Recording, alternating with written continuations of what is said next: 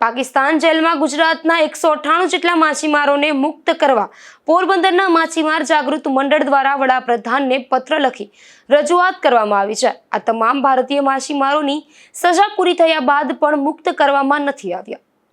પોરબંદરના માછીમારી જાગૃત મંડળ દ્વારા દેશના વડાપ્રધાન નરેન્દ્રભાઈ મોદીજીને પત્ર લખી રજૂઆત કરી છે, જેમાં જણાવ્યું છે કે ખાડી દેશોના યુદ્ધના કારણે લાખો ભારતવાસીઓને સ્વદેશ લઈ જવા માટે પ્રયાસ કરવામાં આવી રહ્યા છે।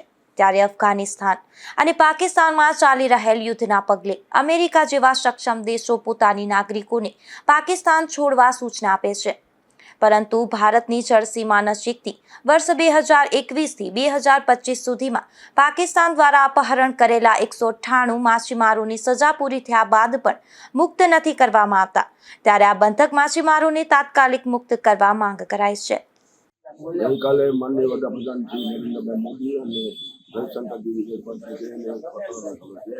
પત્રમાં એવી માંગણી છે કે અત્યારે જે પરિસ્થિતિ ખાડી દેશોની છે એમાંથી જે લોકો ભારતીય નાગરિકોને એ લોકો હેમખેમથી આવે છે એના માટે સરાહના અને એને શુભકામના આપું છું। પરંતુ જે પાકિસ્તાન અને અફઘાનિસ્તાનનો જે યુદ્ધ ચાલુ છે એની વચ્ચે અમેરિકાના અમેરિકાના પ્રેસિડેન્ટે પણ કહ્યું કે ભાઈ પોતાના અમેરિકન નાગરિકો સક્ષમ દેશ હોવા છતાં પણ પાકિસ્તાનમાંથી પોતાના નાગરિકોને જવાનું છે, કંઈક મોટું થવાનું। એની સામે જે 2021થી અત્યાર સુધી 2026 સુધીમાં જે 198 માછીમાર છે એ લોકો જેલમાં પણ છે, નિર્દોષ છે, એને તો કોઈ કારણ નથી, એ લોકોની સજા પણ પૂરી થઈ ગઈ।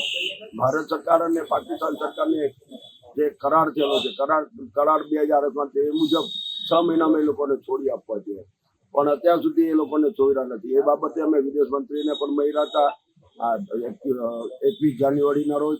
એ પછી અમારા ઉમેશભાઈ પટેલ, પંશુભાઈ માંડવિયા અને બહેનો સાથે અમે લોકો મળેલા હતા, પણ અત્યાર સુધી એનો નિવારણ હતો। એટલે અમારી માંગણી એવી છે કે નિર્દોષના જે ખલાસીઓ છે એના કુટુંબ એટલા ચિંતાતુર છે કે જેવી તકે નહીં આવે તો અમારા લોકોનું શું થશે।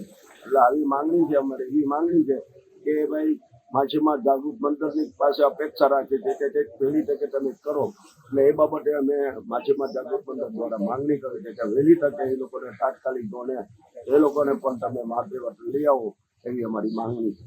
આ બાબતે અગાઉ પણ ગુજરાતના માછીમાર આગેવાનો દ્વારા વિદેશ મંત્રીને પણ રૂબરૂ મળી રજૂઆત કરવામાં આવી હતી। નિપુલ પોપટ સાથે અશોક થાનકી, ગુજરાત ન્યૂઝ, પોરબંદર।